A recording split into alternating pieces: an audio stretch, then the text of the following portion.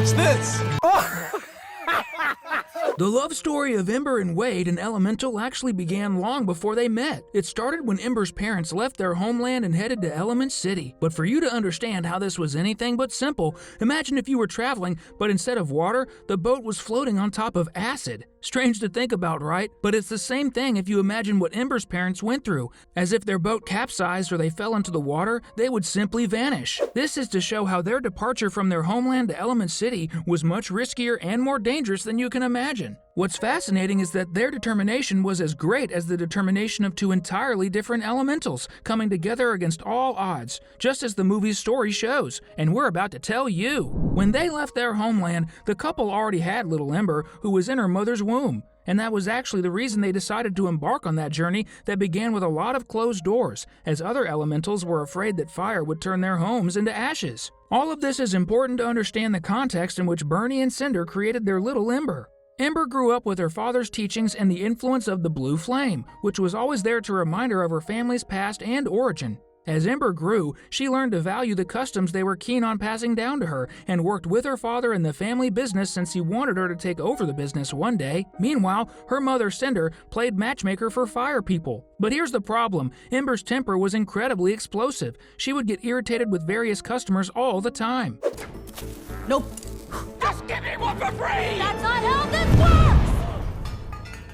works! In addition to working in the store, Ember also made deliveries on her cool motorcycle. And that's when we meet Ember's first suitor in the movie, Claude, a little Earth boy who invites Ember out and gives her a flower that, upon touching, turns Ember into ashes instantly. Ow!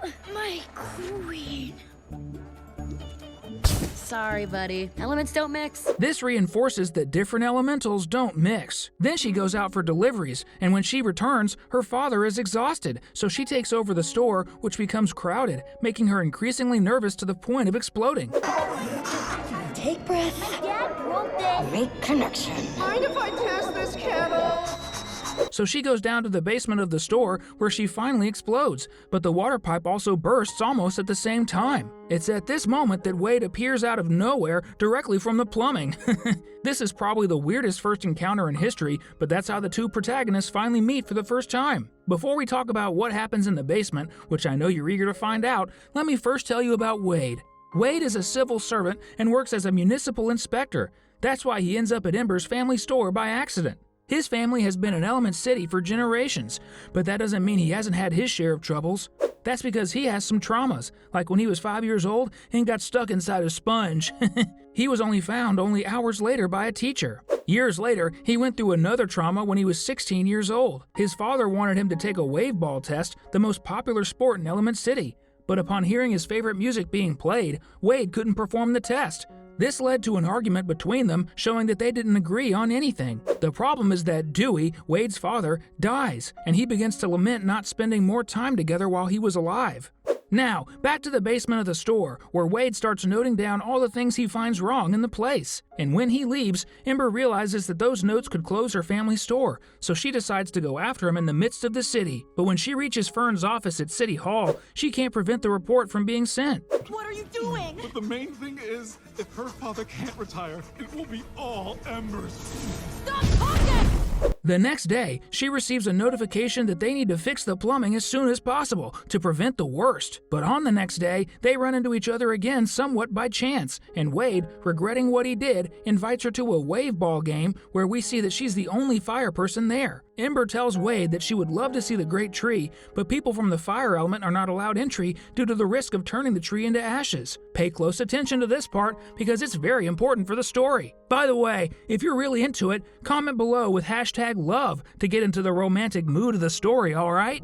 Continuing, in the following days, Wade and Ember decide to investigate the cause of the store leak and discover a massive hole through which seawater flowed every time a boat passed. Seizing the opportunity, Wade invites Ember out once again, showing her that he was starting to like her. This time, he invites her to the cinema. After the movie, they spend hours together, talking, having fun, and getting to know each other better, always in the positive vibe of Wade, who is a very optimistic guy. In fact, it's at this moment that we have that beautiful scene where both Ember and Wade show off a bit to each other by the city's lake. She with her crystals, changing colors, and he creating that beautiful rainbow for the woman he wanted to impress.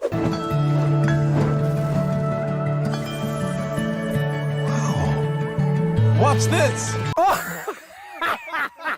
What's cool is that this gradually helps Ember gain more control over her anger, which was her biggest problem. The next day, Wade is trying to help Ember with another basement leak when her father finds them. So you know what happens, right? He gets really angry for 2 reasons. He's from the water element, which is unwelcome, and he's an inspector. It's at this moment that poor Wade swallows that ember, which is a kind of snack for fire people. After that, using her fire powers, Ember creates glass and manages to seal the hole causing the water leak. At that moment, Wade takes her to meet his family, a sign that things were getting more serious between the two. But that didn't count on Ember's mother, who sees them passing by and decides to play the role of a mother-in-law, following them. At Wade's family home, Ember shows off her glass-making skills, and everyone is quite impressed. At that moment, Wade says he's always very happy when he's with her, and he cries a lot too, as it seems that water people are experts at crying.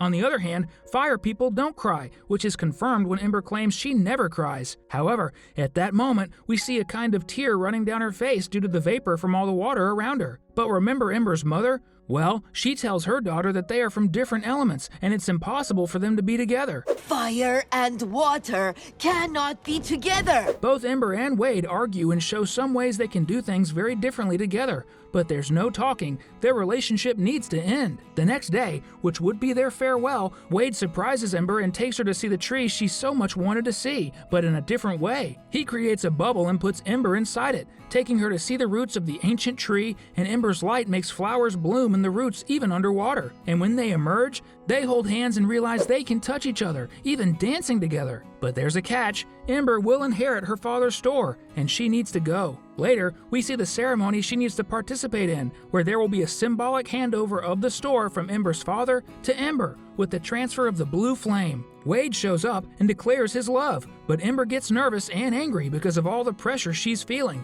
knowing she has an obligation to receive her father's blue flame. So, Wade leaves very sad, but Ember is also shaken by everything she did to him. The problem is that the glass that Ember and Wade had placed breaks, and an enormous amount of water floods the city, heading towards Ember's family store, which needs to protect the sacred blue flame at all costs. Wade then appears to help her, but there's really too much water. The passionate couple then hugs, as if saying goodbye, and Wade begins to evaporate, all to protect the blue flame. Bernie and Cinder arrive and find Ember alone with the blue flame safe, but crying for the first time, as Wade had completely evaporated. But Wade that was on the ceiling fell into a vase, and Wade emerges from it, safe and sound. He hugs Ember, and the two kiss in front of her parents. This seals once and for all the love of the two that began and ended with a water leak. Sometime later, the fully repaired store is shown, and we see Wade and Ember embarking on a honeymoon cruise, bidding farewell to Ember's parents and Wade's mother. Ember makes a gesture of honor from her parents' culture to them, and kneels as a sign of respect. And that's the end of the movie. But wait, because in the original story, there was still one more scene that was deleted from the movie, but was envisioned by the creators. It seems that the honeymoon was really great, so much so that in a short time, Ember and Emberl became grandparents. The detail is that the child is completely different from any of the 4 elements, as he is made of vapor, which is exactly the result when fire and water come together. Brilliant! Too bad this scene wasn't produced, it would have been really cool. Who knows, maybe in a sequel. We're here hoping that maybe we'll see a sequel to this movie in a few years. Did you enjoy the story? Give it a like to show your support. But wait, there's still a lot of cool stuff for you to see. These 2 videos that are popping up are really neat. Choose one of the 2, and then leave a comment to let me know if I was right.